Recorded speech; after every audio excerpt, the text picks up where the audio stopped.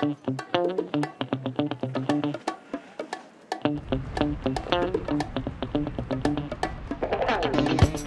what's up everybody? Welcome to Tool Talk Tuesday on the topic that everybody has been wanting to talk about with me. One of my most asked questions is, how do I price my work? How do I price the carving that I'm doing? I'm a new carver. How do I price it out? Now, one thing you gotta factor in right off the bat is the price of wood.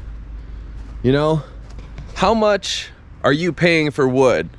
That's a huge thing to think about, because you can't buy a log and sell it for, you know, or cedar prices right now are insane. It's $500 a cubic meter. So right off the hop, you have to factor in how much that log's gonna cost. And then you gotta think about the time and effort you put into your piece. Now, I get asked a lot by people, and it's totally cool. They send me a picture of a bear and say, how much would you sell that for? Now for me, I can't actually give them that answer. Oh, a little horse fight back there. Because my prices are different than your prices, and your prices are different than my prices, and more advanced carvers or better carvers, their prices are different than mine. Everybody's different, and it really kind of boils down to what you can get, the maximum you can get for the time that you can get it at, and then never go back. So like for me, and you have to factor in a lot of things. So I'm gonna try to do this as best I can while freestyling this all right now. So let's get into it. So right now I'm thinking about, let's say it's like a small tree carving, and you're doing a small tree carving for somebody, and you know, maybe I get like $125 for one, or $200, but you've just started and you can't get that much right now. Maybe it's, you know, $40 or $50 or whatever it is. It doesn't really matter. It really boils down to the time you put into it. And at first you have to remember that it takes longer because you're learning. So you're not just banging these out to get paid, because getting paid for stuff is a whole different thing. And when you start to rely on money, that's a whole different thing. Or rely on money from sales of carvings. That's a whole different thing. And if you're just getting started with it, don't worry too much about carving right off the bat, because, or about selling carvings right off the bat, because once you start to put that into your brain, it actually takes away your freedom to create and express and learn.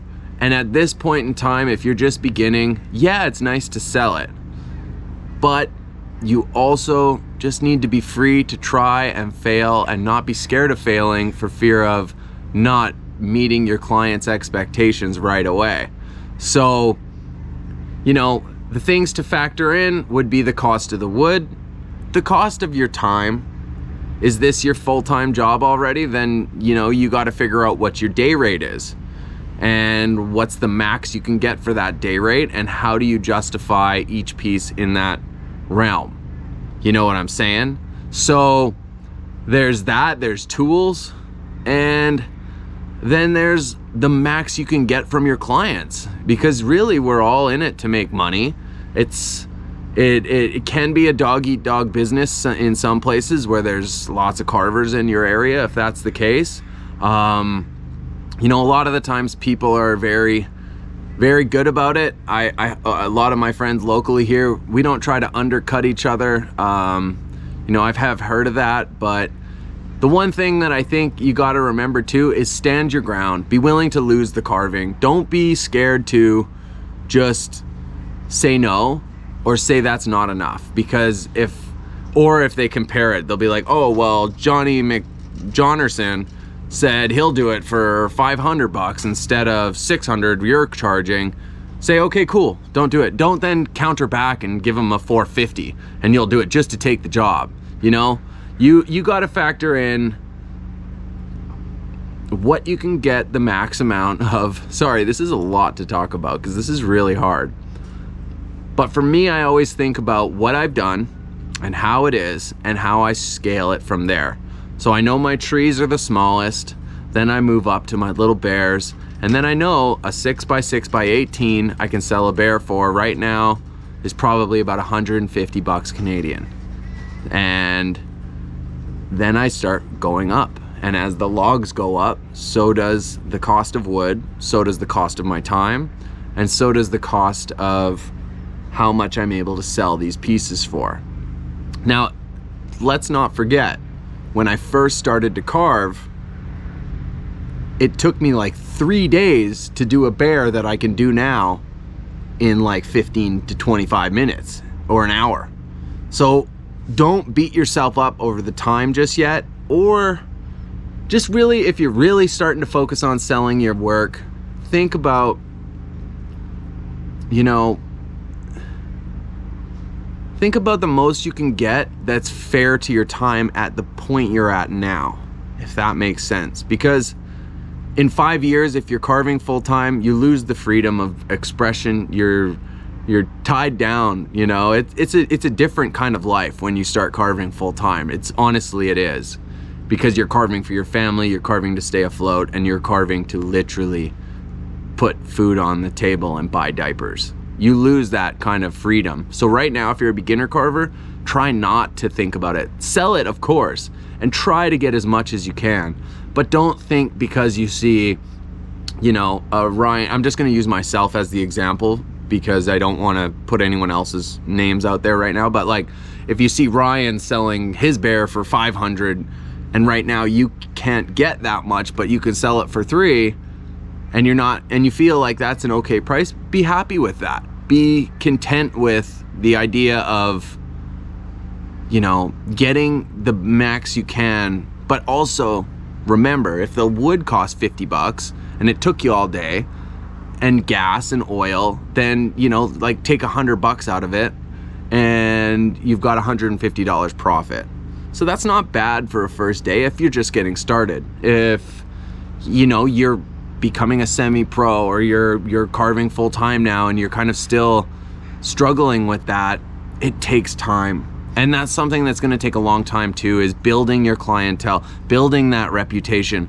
This is a game that never ends and always is stressful, if I'm being completely honest. I mean, I'm very fortunate in where I am and how I've structured my business and how I've structured my carving life. I got an amazing, fortunate start that no one on the planet has ever had, being on Saw Dogs and Carver Kings. And, that catapulted me into a whole new world. But it's not to say that I didn't put in the hours and sweat and tears and failures and paid my dues to climb to where I'm at. And it's a lot of work, and it's a non-stop hustle. So you really have to, before you go all in with carving, you got to be ready to,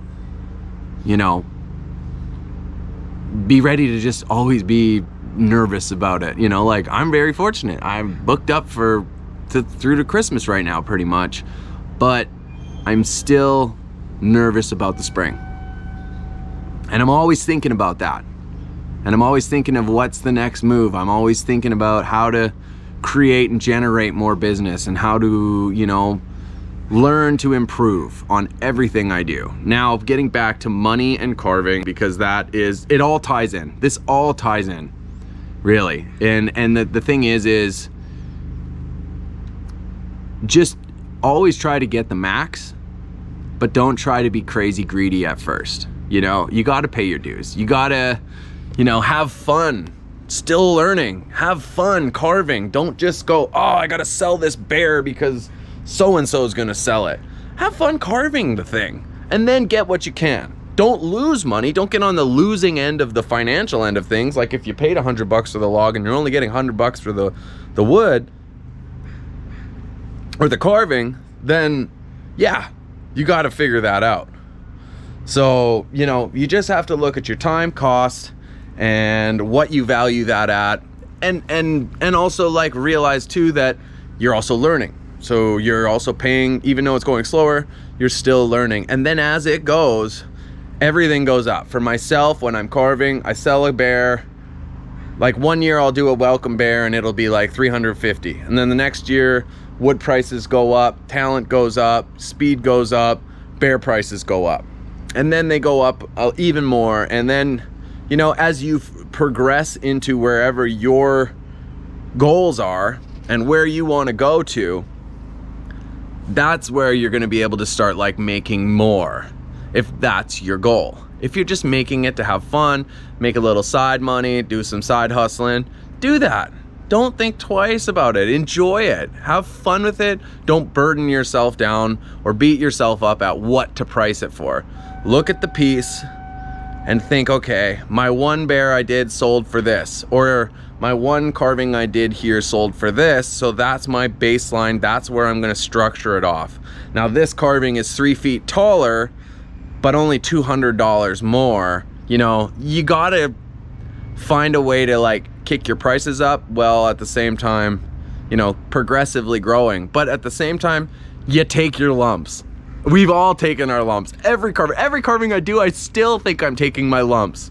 Like I still think that I'm like, oh, I should have charged more for this because of this. Or I'll tell sometimes like my clients, be like, hey, you have to tell people that this one is literally worth like, you know, 500 instead of 300, because I'm never gonna do that piece again for less than that. Once I've already done a commission that turned out to be way harder than it was.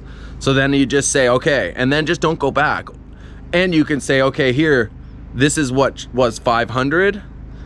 Now, if you'd like, I can do one little less detailed, or I can do one more, you know? And that's a whole different thing in how you sell your works, but that's a way for you to gauge how to price things out. And that's kind of it for this video, I think, because that's a lot of information. And if you're still watching this video, definitely give it a like. And thank you. And I hope that this was helpful.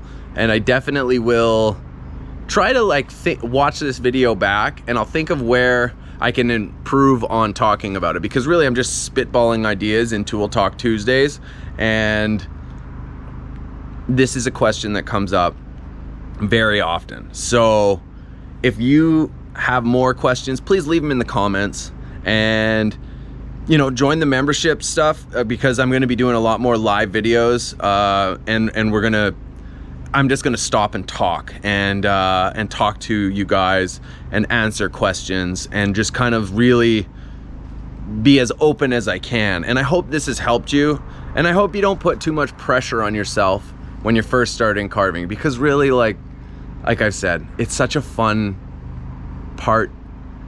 It's such a fun the beginning of chainsaw carving is so much fun, and that's something for me that I miss it. You know, because you lose it. You lose that freedom. You start thinking about, is it proportionately correct? Is it gonna sell? Is it gonna be this? Like, oh, this dog should have been this because I did this.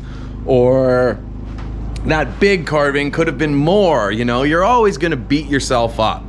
But every time you do a carving, try to make it better than your last. That's one thing that when you're pricing stuff out, if you start doing monotonous stuff to carve, like if you're carving a tree, like I do hundreds of trees a year. I do. When I'm on the road and I'm out like doing, you know, during COVID there hasn't been much, but events, I can knock these little trees out like a madman.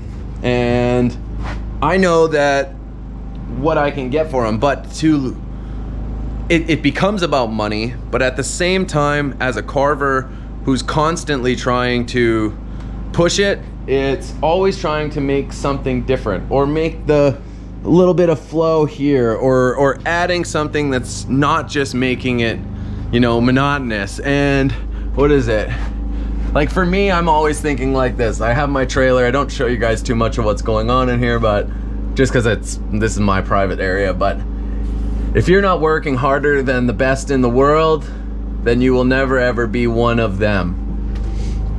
Now, I'm never gonna be one of the best in the world, that's for sure.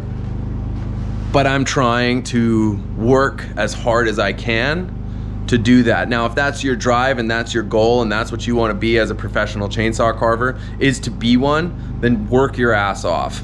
But if your goal is to make money, think about the time you have spent into it. Think about what your ideal day rate would be. Remember, you're just beginning, so have fun before you start burdening yourself with financials.